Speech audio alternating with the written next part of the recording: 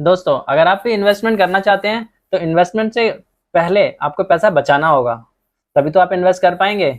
हम में से बहुत से लोग हैं इन्वेस्टमेंट नहीं कर पाते। क्यों नहीं कर पाते? क्योंकि वो पैसा बचा ही नहीं पाते। अब बिना पैसे के तो निवेश होता नहीं है, इन्वेस्टमेंट नहीं होता। पैसे बचाने के दो ही तरीके हैं, आप अपनी इनकम बढ़ा सकते हैं या अपने खर्चे कम कर सकते हैं। आइए देखते हैं आप किस तरह से इन आसान टिप्स से पैसे बचा सकते हैं और शायद निवेश भी कर सकते हैं। इसलिए हम 10 बातों का हमें ध्यान रखना है। ये 10 टिप्स भी हैं पैसे बचाने के बहुत आसान तरीके। नंबर 1, पहले इन्वेस्टमेंट करें, उसके बाद फिर खर्चा करें। ज्यादातर लोग उल्टा करते हैं, सारे खर्चों के बाद जो पैसा बचता है वह पैसा निवेश करते हैं। अगर आप पैसा बचाने में परेशानी हो रही है तो आप सैलरी आते ही पैसा इन्वेस्ट कर दीजिए, जो बचेगा उसे आप खर्च करिए। कई बार जब बैंक में पैसे कम आते हैं, खर्चे अपने। नंबर 2, आप अपनी इन्वेस्टमेंट को ऑटोमेटिक कर दें। ऑटोमेटिक इन्वेस्टमेंट कर दें, जैसे कि रिकरिंग डिपॉजिट आरडी के माध्यम से आप पैसे में निवेश कर सकते हैं। आपको सोचने का मौका ही नहीं मिलेगा, पैसा अपने आप निवेश हो जाएगा। बचे हुए पैसे को आराम से निवेश कर खर्च कर सकते हैं। नंबर 3, इन्वेस्टमेंट के लिए और खर्चों के लिए अलग से बैंक अकाउंट रखिए। जैसे ही आपकी सैलरी आए, उसमें से कुछ पैसे आप एक दूसरे बैंक खाते में ट्रांसफर कर दीजिए, जो कि आप केवल इन्वेस्टमेंट के लिए इस्तेमाल करते हैं। खर्चे केवल अपने आम खर्चे वाले बैंक अकाउंट से करिए। नंबर 4, अपनी इन्वेस्टमेंट के लक्ष्यों से जोड़ें। प्रत्यक्ष लक्ष्यों से जोड़ें। अगर आप कोई भी इन्वेस्टमेंट अपने बच्चे की पढ़ाई के लिए कर रहे हैं तो आप उसे रोकने की या बेचने की सोचने से पहले कई बार सोचेंगे। इसलिए अपने हर इन्वेस्टमेंट को किसी क्रेडिट कार्ड से बचें। वैसे क्रेडिट कार्ड का उपयोग करने के कुछ फायदे भी हैं, लेकिन अगर आप अपने खर्चों को कंट्रोल नहीं कर पाते तो बेहतर होगा आप क्रेडिट कार्ड का इस्तेमाल ना ही करें।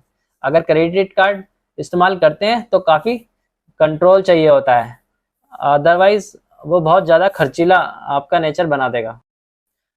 नंबर 6, एक बजट बनाकर चलें।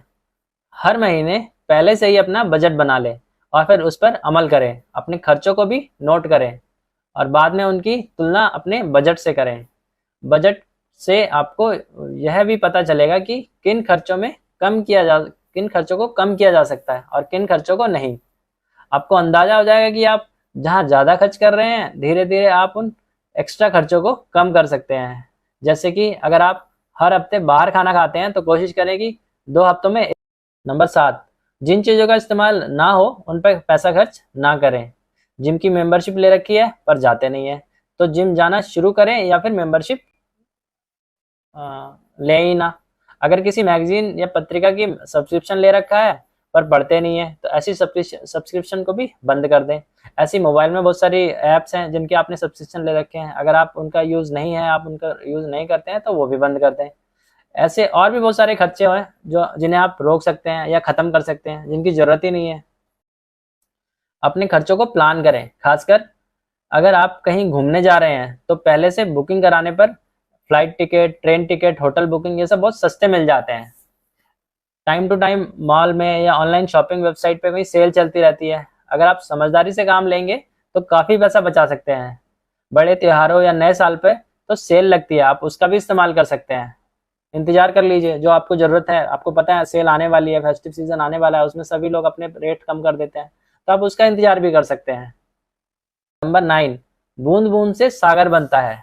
कई बार हम लोग कुछ कदम इसलिए नहीं उठाते क्योंकि हमको लगता है कि इससे क्या ही फर्क पड़ेगा। जैसे कि अगर समझदारी से इस्तेमाल करें तो बिजली का बिल कम हो सकता है। अगर आपके मोबाइल का पोस्ट पेड कनेक्शन है और आपका बिल काफ़ी ज़्यादा आता है तो आप प्रीपेड कनेक्शन को पर शिफ्ट कर सकते हैं। पोस्टपेड कनेक्शन में कई बार यूजर्स का आइडिया नहीं पड़ता, इसलिए बिल ज़्यादा आ जाता है। और फिर आजकल प्रीपेड कनेक्शन में सुविधा भी काफ़ी अच्छी है, सस्ती मिल रही है। अगर आप हर महीने 1,000 रुपये भी बचा लेते हैं तो साल के 12,000 रुपये बच सकते हैं। नंबर 10, दिखावे के चक्कर में या किसी की होड़ में ना पड़े। ये ना तो आपकी आर्थिक सेहत के लिए अच्छा है और ना ही आपकी मानसिक सेहत के लिए।